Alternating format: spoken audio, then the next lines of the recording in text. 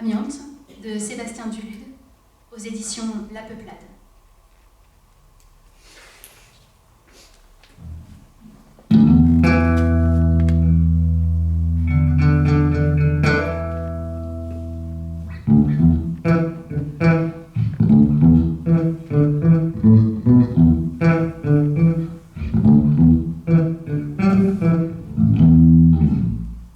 Depuis quelques saisons, je nage sérieusement.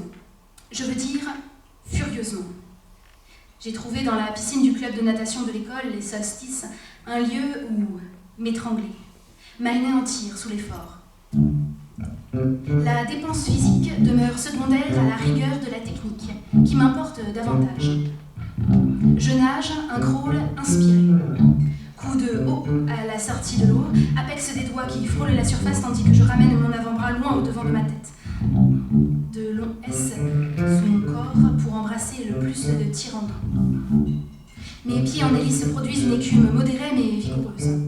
Je respire alternativement du côté droit puis du côté gauche, chaque 5 battements de droit contre les indications irritées des deux entraîneuses. Mes temps sont décents. On me laisse nager comme je l'entends. Sous l'eau, me viennent des chansons que je fredonne en expirant.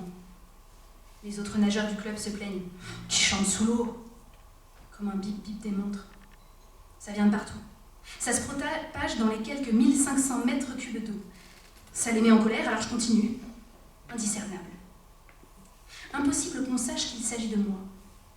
Ou qu'on devine ce que je chante aujourd'hui. Insaisissable. J'excelle à dissimuler. La cassette naguère dupliquée par le petit poulain, que j'écoute exclusivement dans des écouteurs, comme toute ma musique, ne quitte jamais l'une des deux platines de lecteur cassette dans ma chambre. Mais le boîtier est caché. Avec des titres comme Un garçon pas comme les autres et Travesti, c'est jouer avec le feu de mon père, tandis que Les adieux d'un sexe symbole, c'est m'exposer à la pudibonderie de ma mère. C'est par ailleurs la seule trace écrite de Charlélie que je possède. Quand tout le monde dort tranquille, dans les banlieues dortoirs, c'est l'heure où les zonards descendent sur la ville.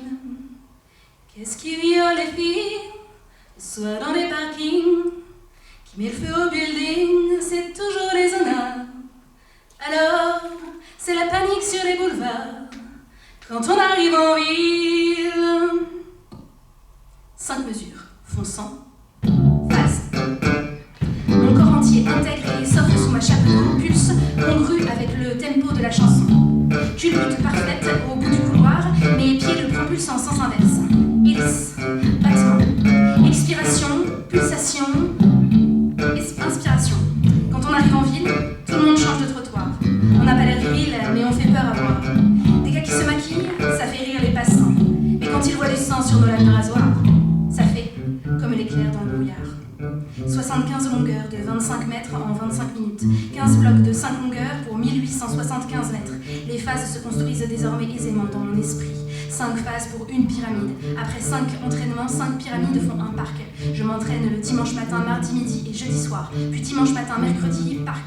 Après un parc, je dois allumer un grand feu dans ma tête pour reprendre à zéro.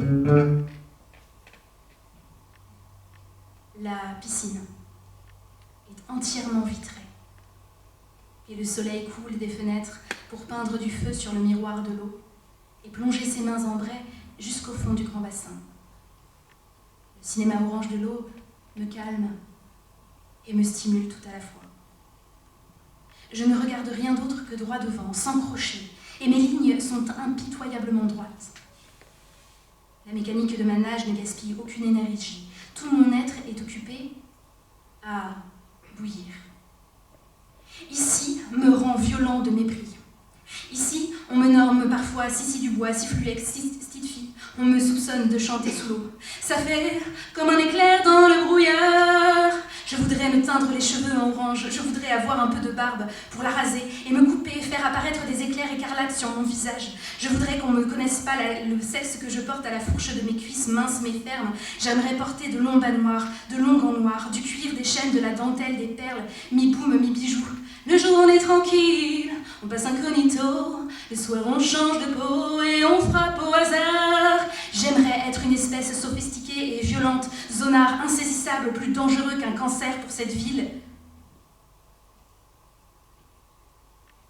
Au sortir de la bâtisse, devant le stationnement d'autobus scolaires et la cour de l'école primaire vide, devant rien, midi tapant, mes cheveux évaporent.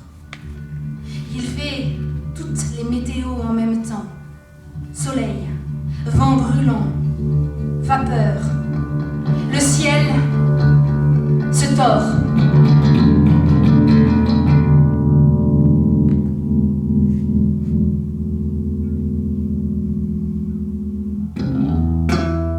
Quand tout le monde dort tranquille, dans les banlieues dortoirs, c'est l'heure où les zonards descendent sur la ville.